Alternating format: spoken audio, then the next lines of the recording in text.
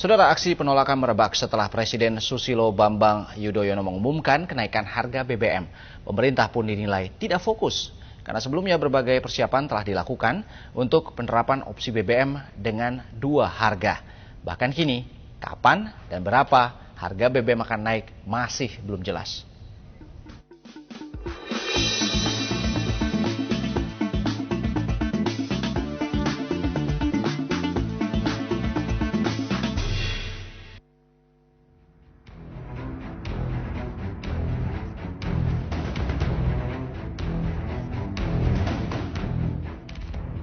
Mengatakan dengan gamblang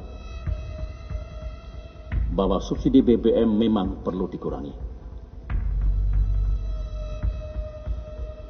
Caranya dengan menaikkan harga BBM secara terbatas dan terukur. Lagi-lagi harga BBM diumumkan naik. Aksi penolakan langsung terjadi.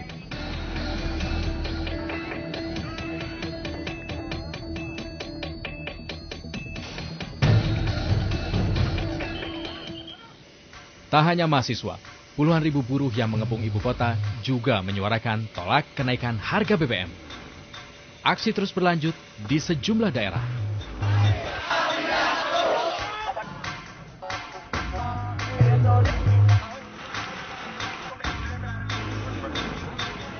Di daerah, aksi borong premium bersubsidi langsung terjadi.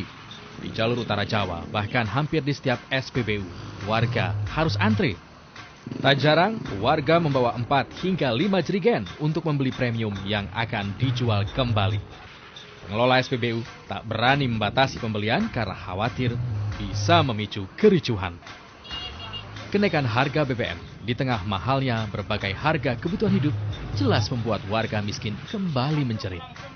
Kalau nggak berat-berat lagi sebagai kita rakyat kecil ya berat.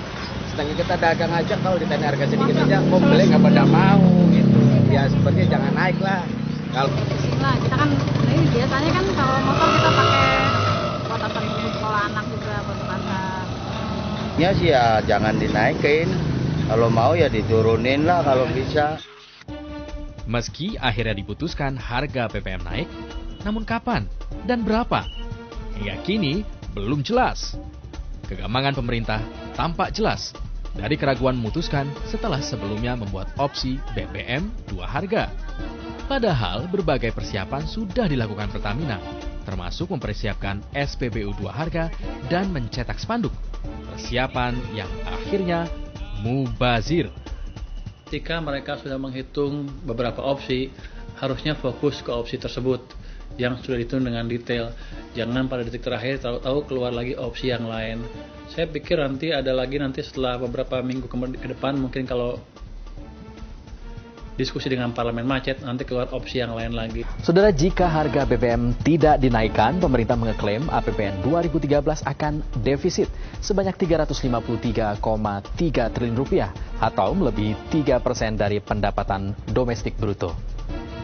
Masih menurut perhitungan pemerintah, jika harga BBM subsidi naik menjadi Rp6.500 per liter, maka dana yang bisa dihemat mencapai Rp50 triliun.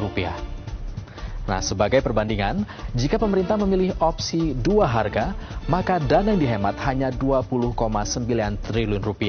Padahal, dana operasional yang harus dikeluarkan mencapai setidaknya 800 miliar.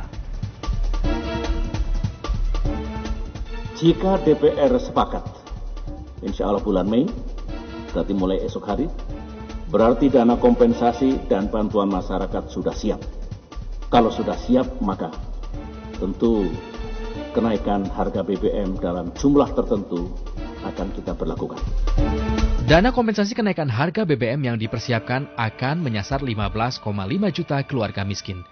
Kompensasi yang besarannya belum ditentukan ini satu paket dengan penyesuaian harga BBM. Semakin tinggi harga BBM naik, semakin besar dana kompensasi. Bantuan sih boleh-boleh aja, tapi yang sudah-sudah kan kadang-kadang nggak nyampe juga. Cuma ngomong-ngomong doang. Tak fokus pada opsi pilihannya, pemerintah dinilai tidak siap, baik secara politik maupun secara teknis. Kami melihat dari awal memang problemnya terletak pada ketidaksiapan dari pemerintah ya, Mbak Rin. Ketidaksiapan saya kira ada dua hal. Karena yang mengemuka belakangan ini kan ada beberapa opsi yang akan dipilih oleh pemerintah. Saudara, lagi-lagi bola panas ini dilemparkan ke DPR. Akankah DPR menyetujui dana kompensasi kenaikan harga BBM? Atau justru menilainya hanya upaya pencitraan jelang pemilu 2014? Jangan sampai, karena tarik ulur demi kepentingan politik, rakyat biasa yang jadi korbannya. Demikian Barometer pekan ini, sampai jumpa.